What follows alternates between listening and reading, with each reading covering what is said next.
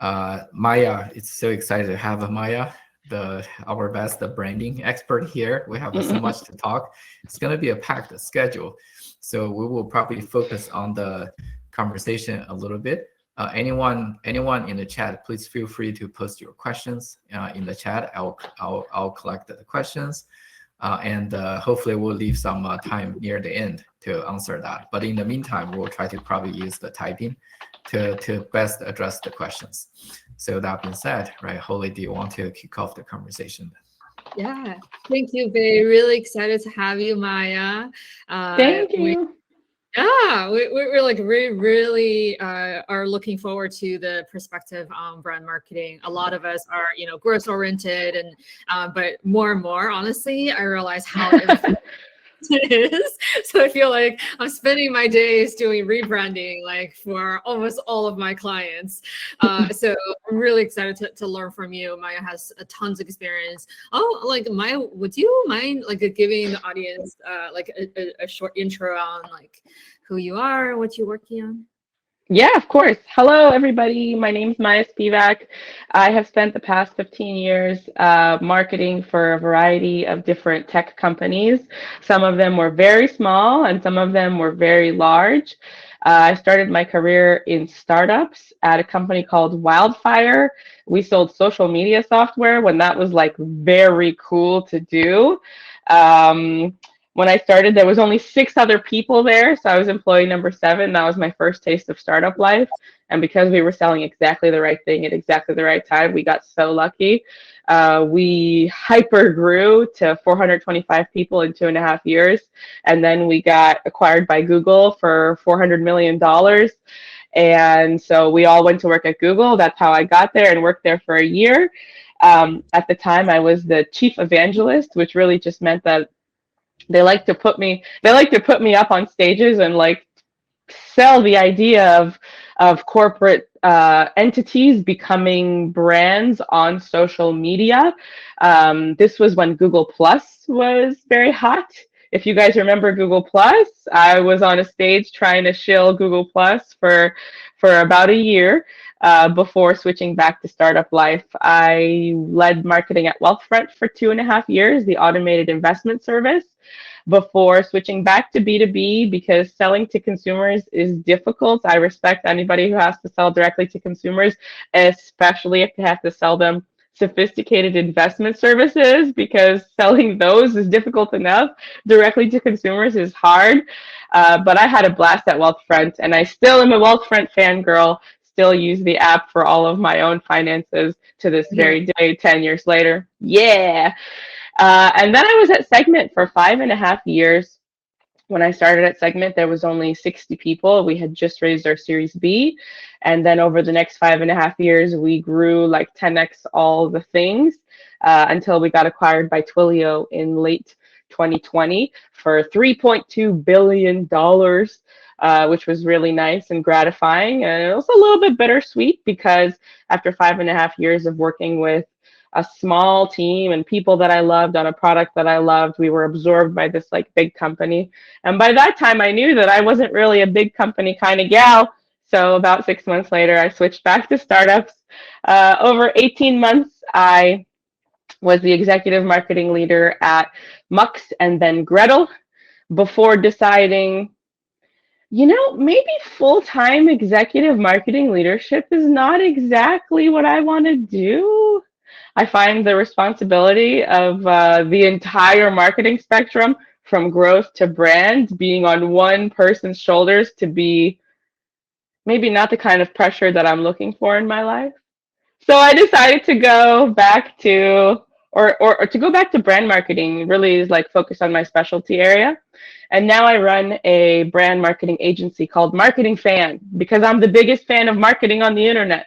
So it's at marketing.fan. And we have a whole bunch of clients over the past 9 months. The most notable client whose rebrand is already live from Marketing Fan is LangChain, which is currently the most popular open source framework for building LLM apps. A lot of engineers love it. There's an 80,000 person waiting list, which I've never heard of before, to get the hosted product, which is called Langsmith.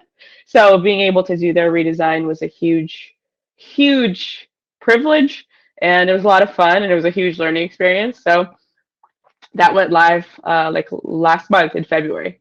So I had a very busy, like crazy February with a lot of late nights and maybe like 1 or 2 tears. Yeah. So like you have really worked the spectrum. You worked on software, you worked on consumer, and you worked on AI. And I think today is going to be a really fantastic conversation. I like to set the stage, right? Like brand marketing or brand.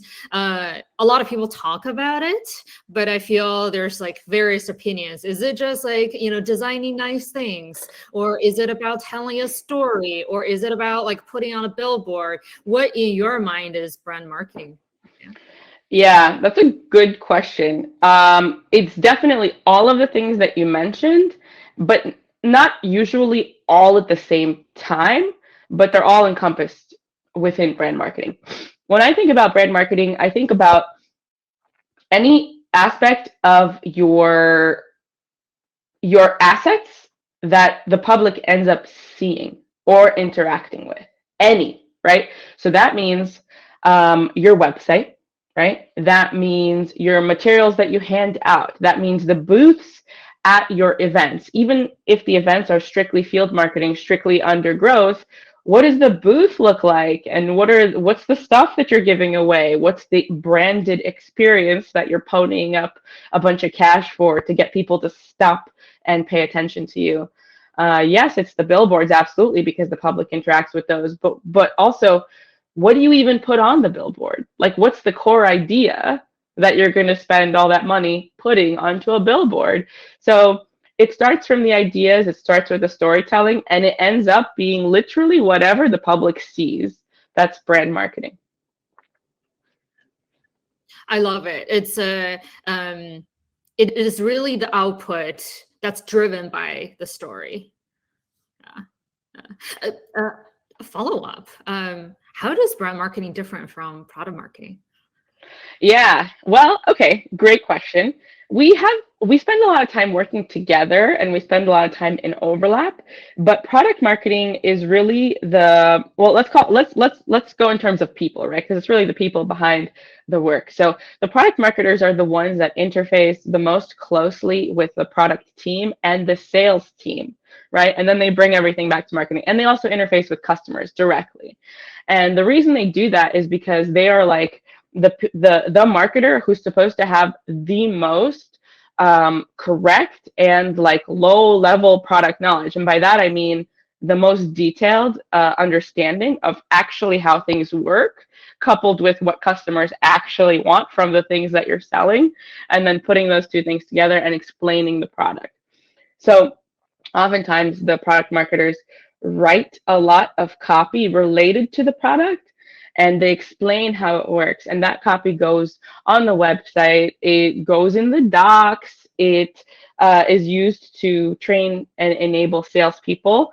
But the brand marketers step in when it's time to like, I don't want to say fluff it up because that's going to sound like diminishing to a brand marketer, but basically like you could take it's like the difference between writing a dictionary entry and writing a poem, right? So like the brand marketer like takes the dictionary entry and then like kind of makes it a hybrid of a poem and a story, and makes it like fit to print, essentially something that someone wants to have fun reading instead of reading a wall of copy about your feature that you're launching.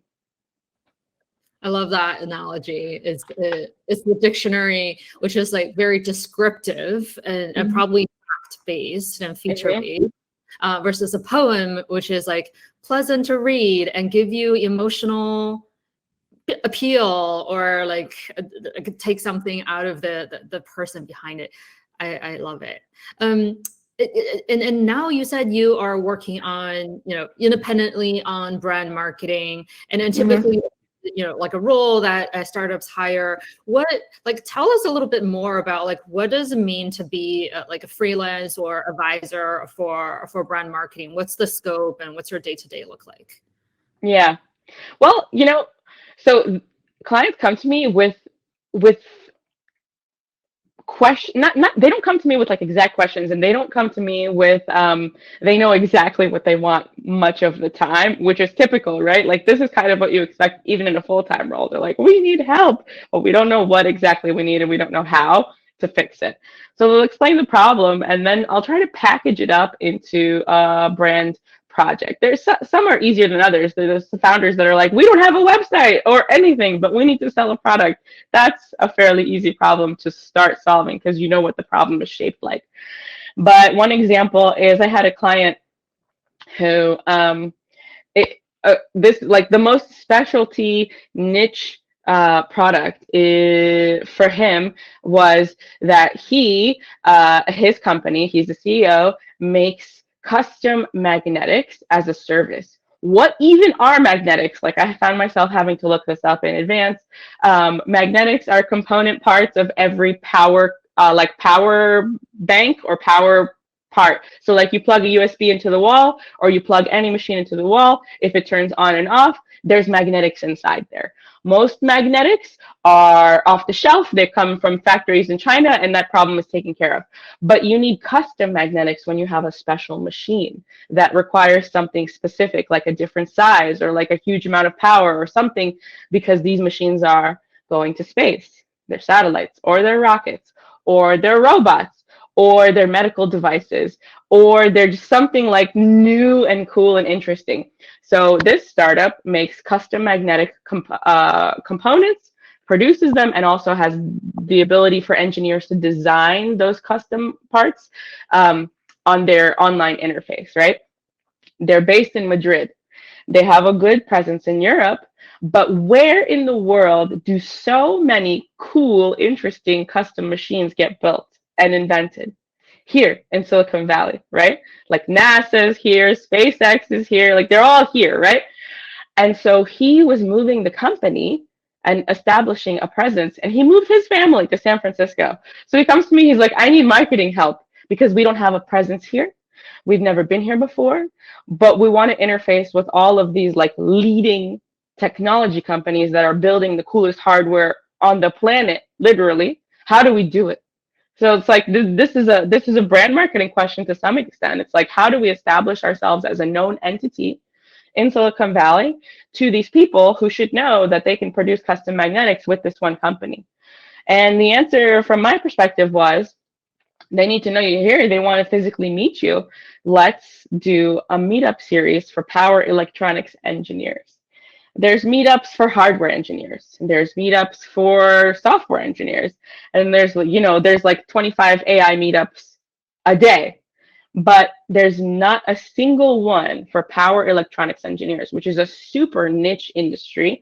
Much of them have higher advanced degrees. Many of them have PhDs. So it's a small community. When they leave one company, they go to another one, all in the same bubble. So if you start to make connections within the community, those can last for a really long time, no matter how many times these people switch jobs.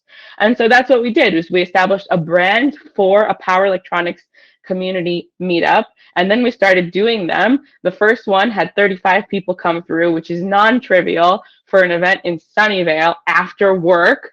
And then the second one had 38, and then the third one, and so on and so forth. So that's the hope, is that like to establish a community, you have to start with thinking about the brand building exercises you're going to do it.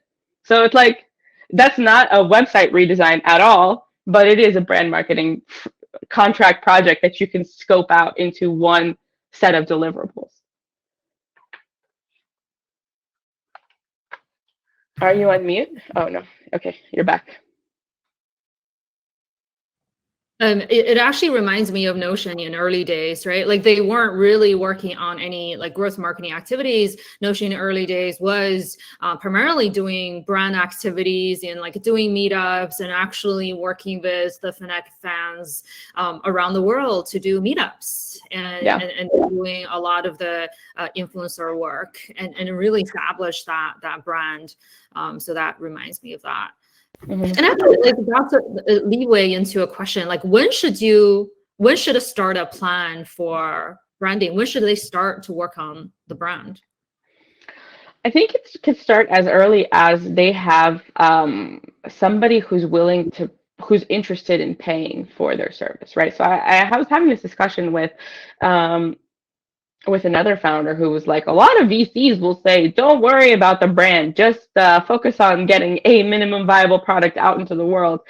And I understand that perspective. That perspective makes good sense when you're starting from nothing, right? When you're like just like a determined entrepreneur and you're just gonna like put a startup out into the world and revolutionize something, like anything, right? And they don't know what they're building.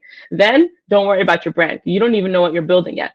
But let's say you know what you're building and there are somebody out in the world that actually wants to like use it and maybe buy it, and they're not your friends and family, and they're not like, you know, your business school buddies that all agree to trade services with each other.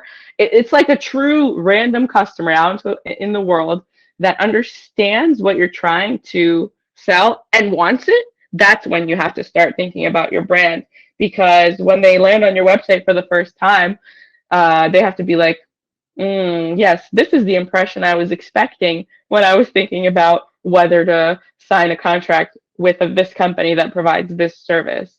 And if it doesn't meet that expectation, you lose the customer, right? Because there's at any given time like 15 other companies that do pretty much the same thing you do, and we're not going to pretend that they don't, right? Like it's like very low differentiation right now. So if I can double click on that question, because I know Maya was asking that question. I had exactly the same, so we'll try to make an exception, right? Let's jump in. When I joined the point in a very early stage with the founders to run the growth, like you said, right? We actually got a very explicit direction from the board. Say don't worry about branding.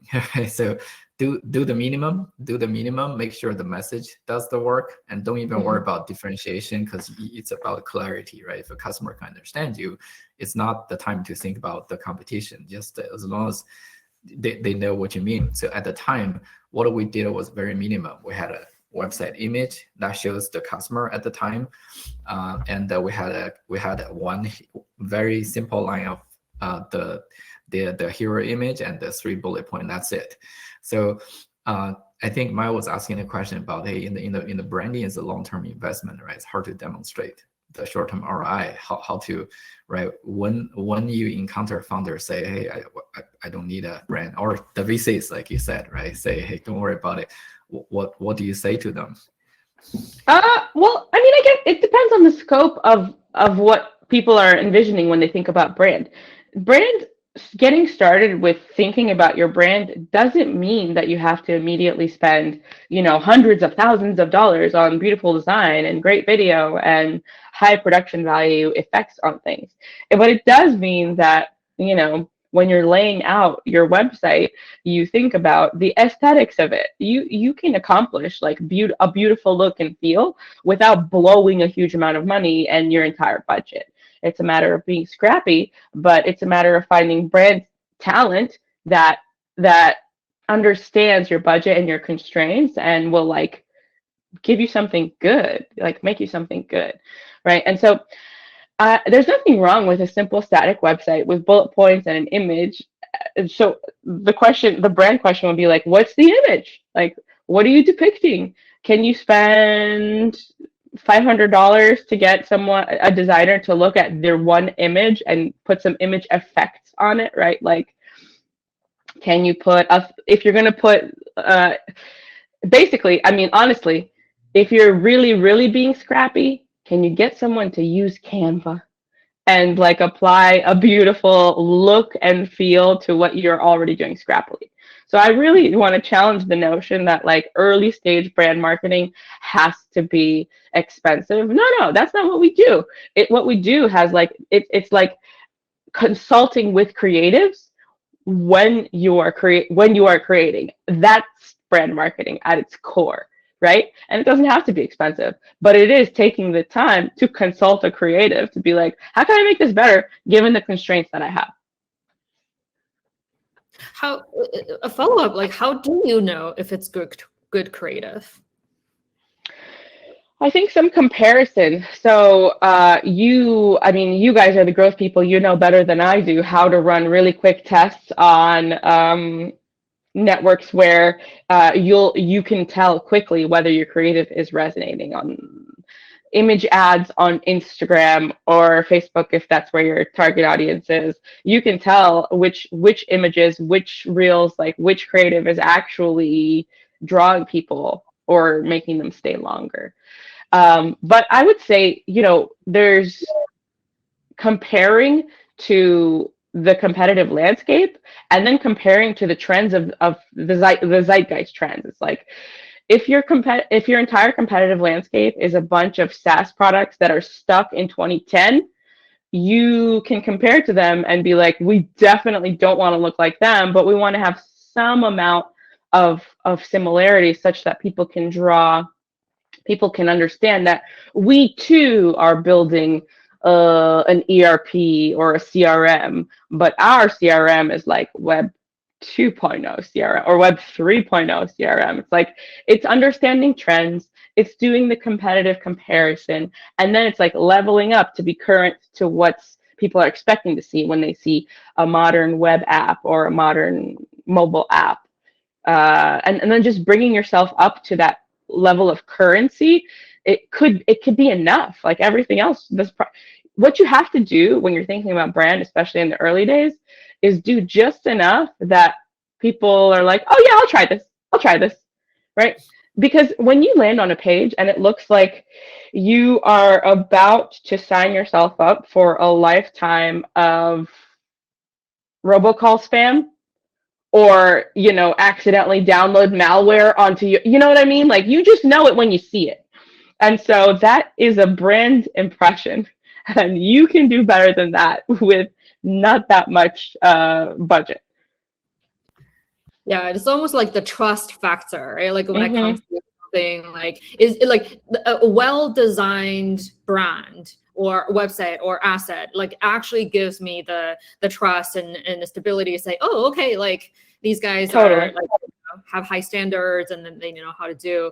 And it actually reminds me of one of my clients who were like relatively small. They are in the AI space, and like AI space is so crowded and everyone is doing relatively similar pitches. So one way they were able to stand out was actually in very, very early days, pre-revenue, invested in building a brand, working with a brand agency and like actually identifying their brand identity and their like font, like unique fonts and like photography style and then color. So like very distinctive website that when people come in, it's like, okay, wow, like this, like it leaves a very strong impression. And that itself actually make them appear much bigger than what they are. It's just like it looks like very like nicely scaled. 100%. I feel like that's my entire working philosophy, is that high production value. You're not doing it because it's so fun to spend money. Like, I love blowing no, that's not me. That's not my philosophy. But high production value makes other people think, makes your customers think that, wow, they must have a lot of resources.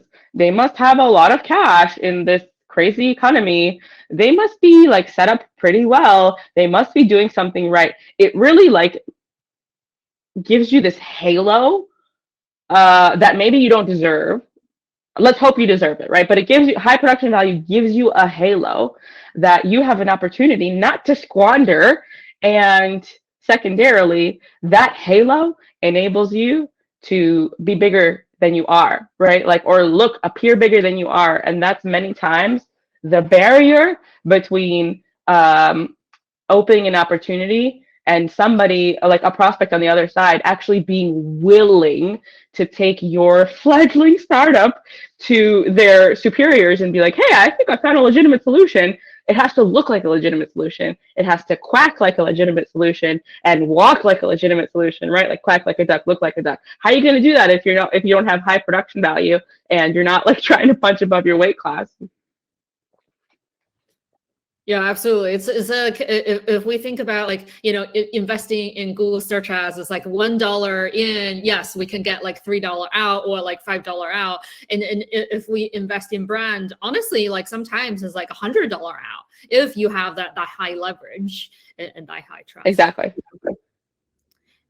In terms of like, we talked about like early stage brand building. When should a startup think about hiring for brand marketing? Or like, what's the org structure that they should think about in driving brand? Yeah, that's a good question. I think it really depends on the rest of the team that is in place. And I'm not just talking about marketers. So, for example, if you have a really good designer that's in place before you even hire any marketers at all, and the designer is talented, not just in product design, but like has an affinity towards brand design, towards graphic design, because not all designers come in the same flavors, just like us marketers, they're different. But if your designer that you do have likes marketing design and appreciates brand design, you are lucky because you don't have to find a brand marketer for quite some time. You could start with a product marketer, you could start with a growth marketer, and the designer will fill in the gaps. You need a creative person. Sometimes you have a founder who is pretty creative or like has a really keen design sense and they know exactly what they want. These were, okay, the Collison brothers, the Stripe brothers, like they know what they want. They have a keen sense of style. So first of all, they hired a huge brand design team because they appreciated that. But it started with them, right? Like it started with they have style and they have a vision. And over time, like the creative team at Stripe is massive, enormous, and everybody loves their brand. At Segment, one of the co-founders was a designer, and so we didn't have to hire brand marketers for a long time. In fact, when I was hired at Segment, I was hired to be a product marketer, primarily because the Segment founders were like, we don't know what marketing is even. So like, every marketer is a product marketer. And I'm like, yes, hire me, I can do it. But, within 3 months, the deliverables and my projects that I was handing in made it very clear that I'm a brand person, more so than a product marketer. And so we oriented in that direction. So I would say, if you have no good design resources in-house, you don't have a creative person in-house, and none of your founders would raise their hand and be like, yes, I am both creative and design oriented, you should hire a marketer who has those skills. They don't have to be a brand marketer, but they should be a generalist who like is leaning towards a brand marketing major. You need a creative arm. And you can tell when you look at startups that, they have those walls of text and they have like PMM materials. People can read a novel about a feature if they wanted to, but you could tell just by looking at the site and the materials, they don't have a single creative person there. And that's a big bummer because, again, it goes to the punching above your weight class. So And how should the organization evolve over time? Let's say you have like raised some money, like Series A, Series B. As we build up the org, there's like growth people, there's PMMs, there's a brand and comms. Like, should you organize it as like there's a head of brand and PMM, or a head of like brand and comms? Outside of the growth parts, and like which functions should be part of the brand team? Should content marketing be part of the brand team, or social media, or like just internal comms, external comms? And what's your view on the organizational structure for brand marketing? Yeah, well, this is a hard question to answer because the organizational structure of a marketing org is open to debate, like at any given moment. There are lots of debates about it, lots of arguments about it, lots of heartache, right? Like I've been at places where there's constantly some level of infighting about where does design live? And actually, I'm a big fan of product design living with EPD, engineering, product, and design. There's the D is there for a reason, but then you have the question that follows is if we have D for design in EPD, what about marketing designers? Do we hire a marketing designer and put them on the design team in EPD, or do we hire a marketing designer and put them in the marketing org? And this comes down to, like, honestly, people's feelings, right? You have designers out in the ether who are like waiting to be hired. They want a job. When they think about their career, do they think about their career as a marketer? Are they going to grow as a marketer? Is that what they want? Like, kind of depends on the person you're hiring, right? Like, or do they fancy themselves, I want to be like a well-rounded designer. I want to be part of a design org. I want to learn from a design leader. And that design leader is sitting in EPD. What are you going to do? Like, as a marketing leader, I'm like, I don't care. Just come join the company because I need the asset and the resource. Like, I would like you to sit with the team. I would like you to hang out with the team. This is in the before times when we like sat together. But if I'm a big fan of like holistic long-term career thinking for individuals, because the individual matters more than the company, right? When you're thinking about, like, I mean, I'm biased. Like, I went off and I'm doing my individual thing now. But what are we seeing the past couple of years is like, it's every man for himself. You have to defend your own career. You have to think about your own future. So like, if you're a designer or you're a marketer trying to hire designers, you got to expect they don't want to work on the marketing team. They don't want that to be their career path. So you could be flexible. Let them go to EPD, but figure out a way to keep them close to you. So I think answering that org question is like, it's going to be unique to whatever the setup is when you arrive. Because like for most people in this chat, they're going to arrive to a place that has some history. They've had some experiences. They've had some infights. They've had some people fired. They've had some people leave. They've had a lot of turmoil. This is normal because it happens at every startup, unless you're there from day one. So the org structure is gonna vary. However, for the rest of the marketers, where it's a little bit easier to define, I think of marketing as a spectrum, and growth marketing is here, brand marketing is here, product marketing is right in the middle. So you have marketers who have their majors, right? So like your product marketing major, maybe your minor is brand marketing, or your product marketing major, maybe your minor is growth marketing, but it's very rare that you have a growth marketer whose minor is brand marketing. Rare, right? It's just, and very rare that you have a brand marketer whose minor is growth marketing.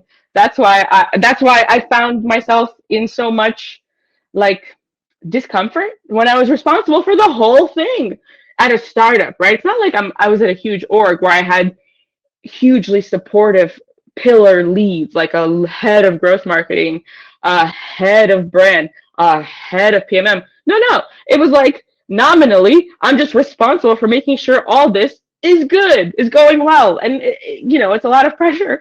So you put a strong person here, a strong person here, a strong person here, and hope that they're like, that they balance each other out. That's the best advice I got. Content, does it live in brand or does it live in growth? It depends. If you're using your content in like kind of like a direct response way, it's kind of an old school approach, right? Or at least everyone's still doing it, but everyone's pretending that they don't want to do it anymore, which is gating content. They don't want to gate content anymore, but they still gate content because nobody can figure out how to get, lead information. I get it. So if you're approaching content from the perspective that this content drives leads and we somehow have instrumented it with all this tech to like actually know what's driving what, and it's a very direct response approach, then content should live under growth, right? But if you're like fully committed to this very progressive notion that you gate nothing and you're just doing it for the vibes, then it could happily live under brand, and and people will coexist and like have a great time creating, and neither way is wrong. So it depends on your org.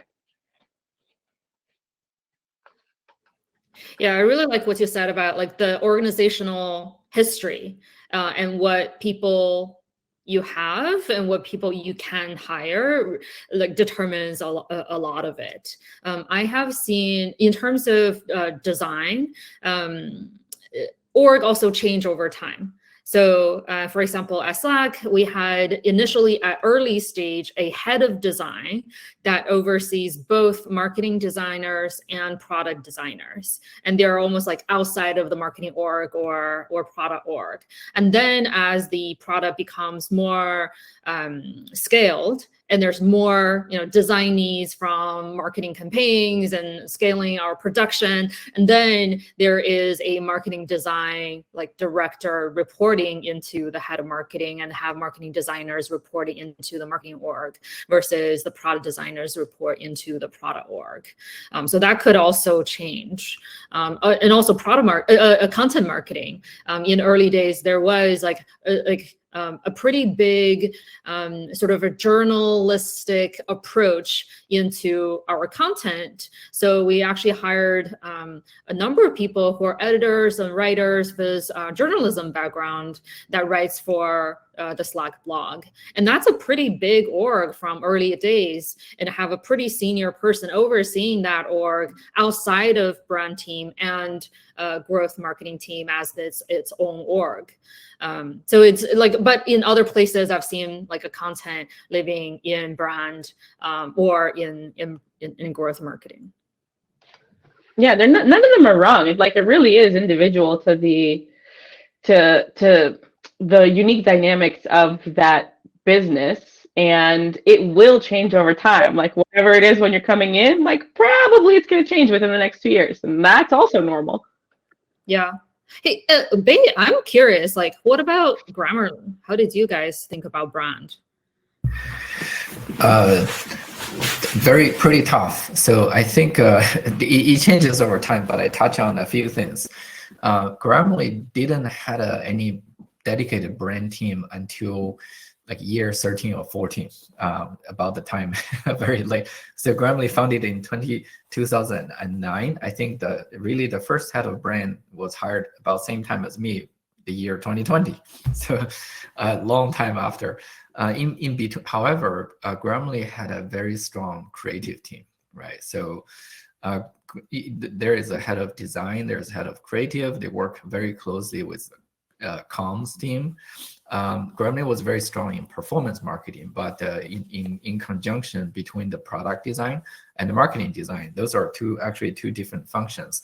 And also the company did a lot of customer insights, right? Trying to tie the customer perception into the and try to use the design to deliver the customer perception. So over time, somehow magically, right, all the different components were helping ensuring a consistent branding over time. So actually when the head of branding came into place, I actually observed a couple of struggles. This is my touch on briefly on the next question on the measurement, right? If I can jump in a little bit sooner. So when the companies finally decide to have a head of brand, and that was the time the company want to shift from B2C to B2B, right? There is a whole branding redesign, right? You want to, because Grammarly was blessed with the name, but also trapped by the fact that it's perceived as a consumer name, right? Nobody take it serious as an enterprise name. So that was why the person was hired. However, because the ROI, because a lot of the actions were meant to be the long term. I think that's the question Austin actually mentioned. We ran into the struggle on what exactly does the brand do, right? How much it costs, what returns are you going to bring? So all in all, fast forward, and the head of brand position was actually removed. It was combined back to the communication and back to the product team. So the product team actually took a bigger role into the branding, because now it's all about the product positioning. So yeah, it's a journey and changed multiple times. And Maya, I think it's a really good case study for Segment. You were there for 5.5 years and almost 6 years, and your role probably evolved a lot over time. How did that process looks like? Yeah, definitely. Well, my role evolved with what we needed to do as a marketing team. And I would say the major like thematic commonalities were basically like yearly, right? So it's like if I had to condense it, it would be like 2016 when I joined was the year that we got a little bit more serious. So what does that mean? So first, we had just raised our Series B, and we were about to launch our first product extension. So a lot of startups, they start with one product, and eventually they release other stuff. And every marketer's challenge is like, well, if we're not just this one thing and now we have two things, oh my God, we have four things. Like, what is the total picture and how do you sell the total picture versus this one thing? So Segment used to be just integrations. Integrations are arguably the most valuable part of why most customers end up buying Segment. But 2016 was the year that we had to create the idea that integrations by themselves, not so useful. You need this, like the total package, which includes sources, which are your data warehouses and whatever, sending information into Segment, then sending all that out into your integrations. So if Segment's in the middle and sending data to all your product and sales and marketing integrations, now we added this other layer, which was the data warehouses, right? And so it's like we have to tell a story about data warehouses. We have to tell a story about Segment as a platform. We have to reprice. We have to repackage. We have to create materials around that, enable salespeople to do it, create videos to explain what warehouses even is, try to get some press for the product launch, create new customer case studies and examples, customer videos, right? So that's the whole year of, and that year was also, we had a competitor challenge the notion that Segment was for all types of apps. They were like, Segment doesn't do mobile apps. And it was very hard to defend that Segment could support mobile apps easily. The same data could be sent to whatever mobile integrations that you wanted. So that was the year of not just extending our products, but also convincing the broader customer base and prospect base that, like, if you're looking for integrations for your mobile app, not just your web app, you should be looking at Segment too. Like, quit looking at those competitors that are trying to tell you we don't do mobile. So this means entering the world of field events, going to events that are branded for mobile apps only, like Mobile Apps Unlocked, being the headliner sponsor at Mobile Apps Unlocked to convince everybody that we're like mobile too. Then in 2017, it was different. In 2017, we had to reprice and repackage our whole situation because we had to meet growth goals that were very aggressive, and our product was underpriced and overutilized. It was popular because it was good, and we could be charging more money for it. So how do we do that, right? So again, it's like this entire year of marketing work that supports the broader theme that like the company is not struggling through, but like challenged with.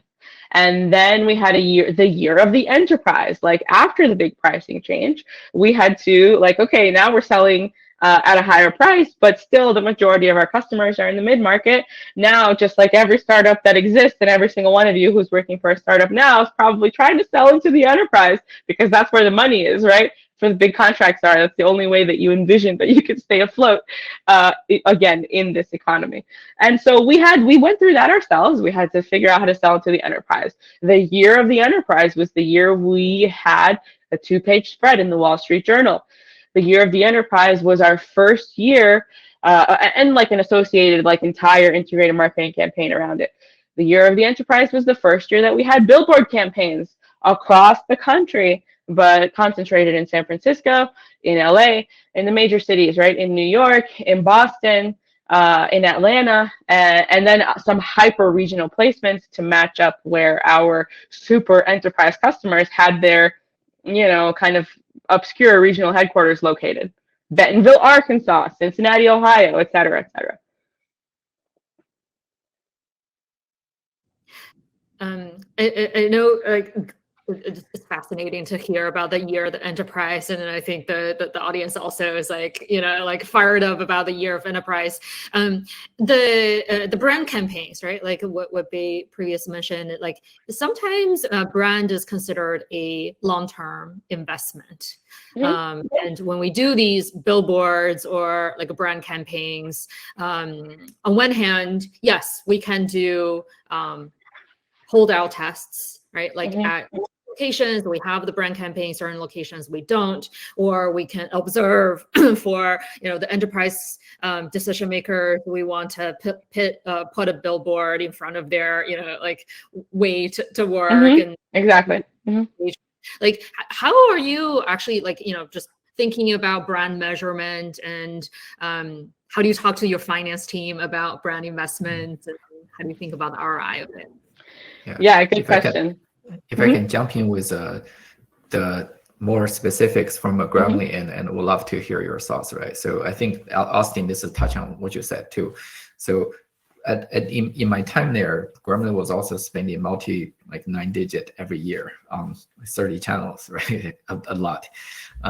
So the majority of them are performance marketing. So when the head of brand came into place, right, based on the estimation of the brand lift, right, the awareness to consideration conversion, I actually work with that person to size some potential impact, to say, hey, if you take a little portion from that 9-digit, right, spend a couple $1 million here, we might be able to create an outsized impact, and ABC.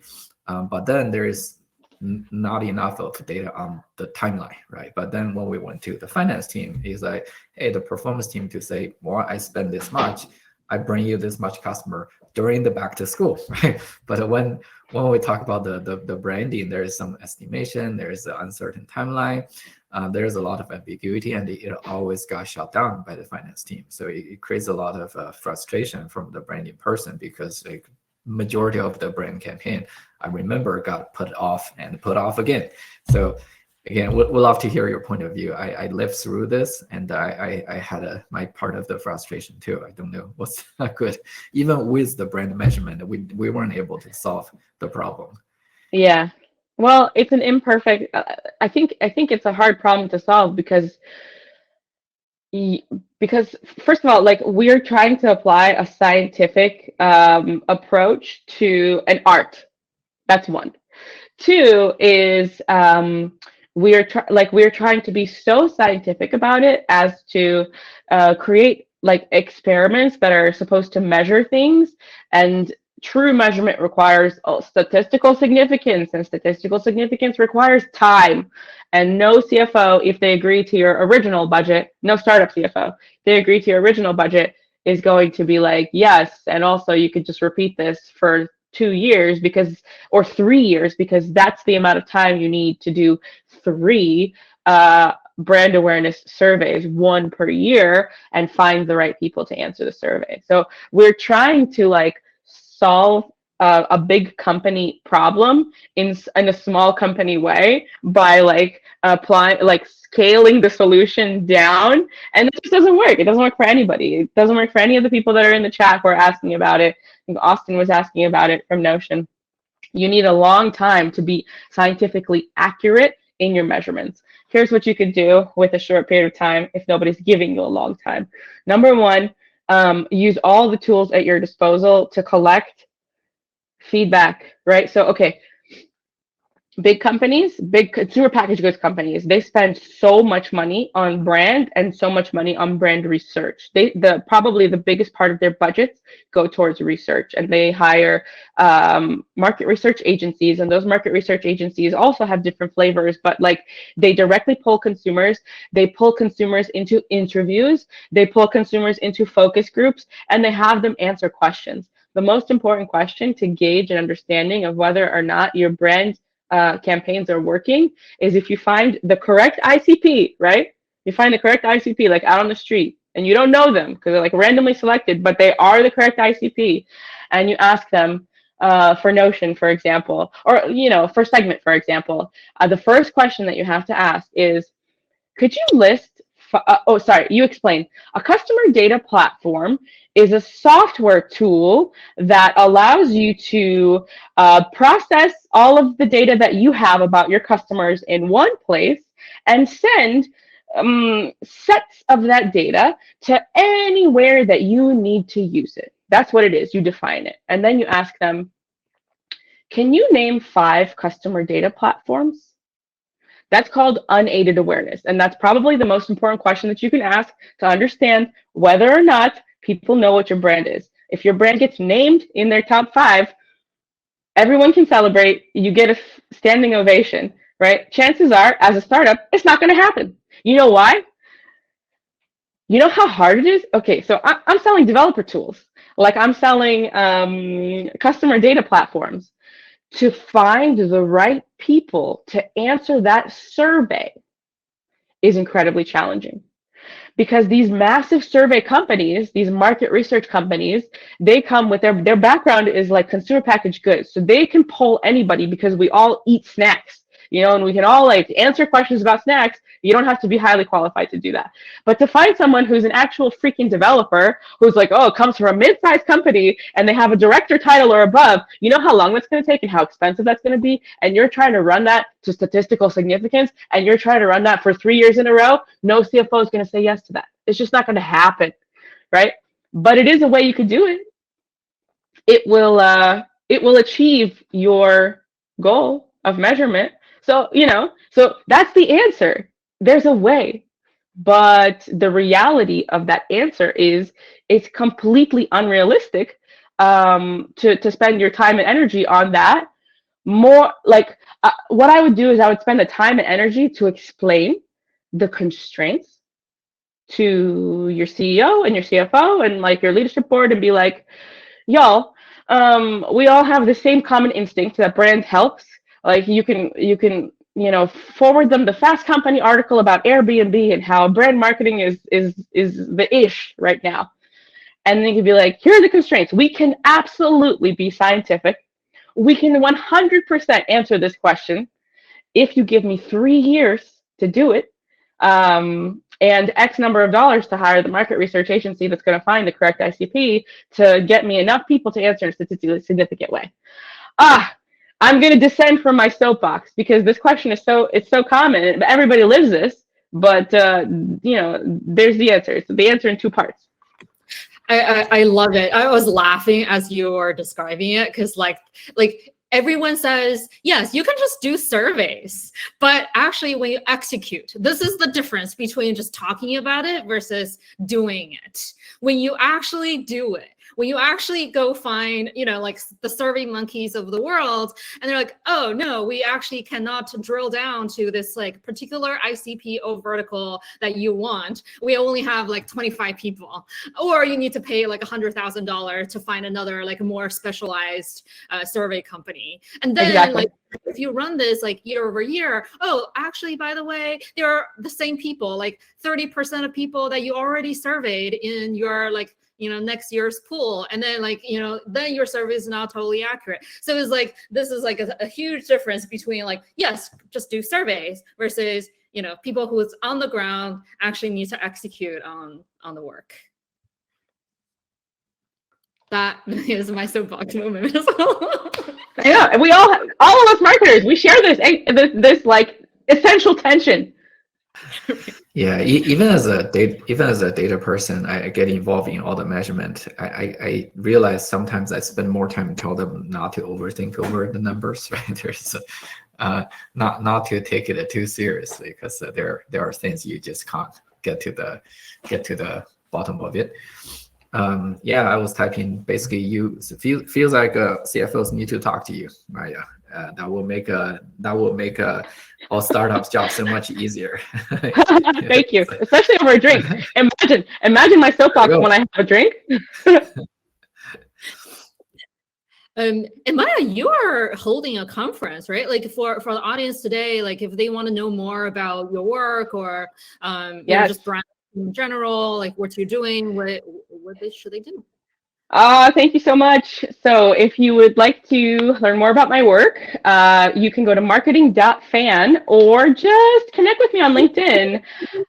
If you are a marketer and you want to learn from other marketers who you have admired because they have shepherded the most beloved brands in tech, for example, the marketing leaders from Stripe, from Vercel, from GitHub, from Twilio, from Retool, Common Room. The CMO of Brext is going to be speaking. Elena Verna, the queen of growth marketing memes, is a speaker. Camille Ricketts, the original brand marketing leader at Notion, the person responsible for the incredible early community growth. All those people are speakers at the beloved Tech Brands Conference, which is at btbconf.com. And I made a discount code for all of you guys, for all of my friends. The discount code is MSFriend, like friends, you're my friends. Use that to get 15% off a ticket. The tickets are never going to be less expensive than they are with that discount code. And I'm going to like ratchet down the discount value. So it'll be like 10% in next week, but it's 15% this week. And the reason is because I've run 6 different conferences in my career so far.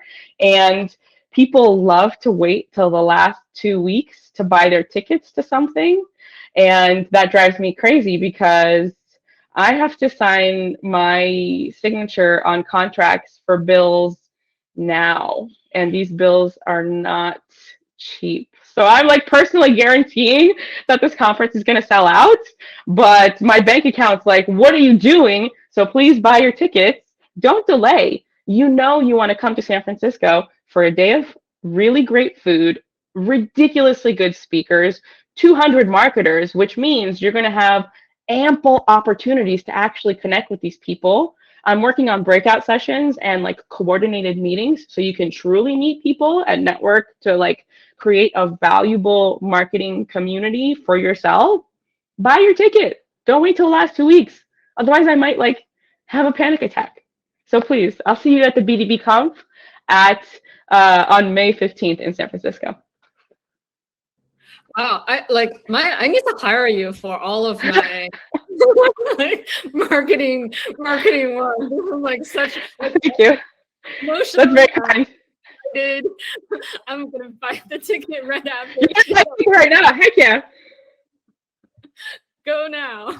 This is 100%. like a perfect example of brand and performance marketing working in like perfectly. So, Maya, I learned. Thank you for having me. Oh. It was awesome to be here. Thank you for letting me on the soapbox. I had a blast, and I'm going to see you all on May 15th in San Francisco. All right, May 15th, everyone. Thank you. Thank you, Maya. Bye. Thanks so much. Still fun to learn from you. All right, thank you, everyone, for attending.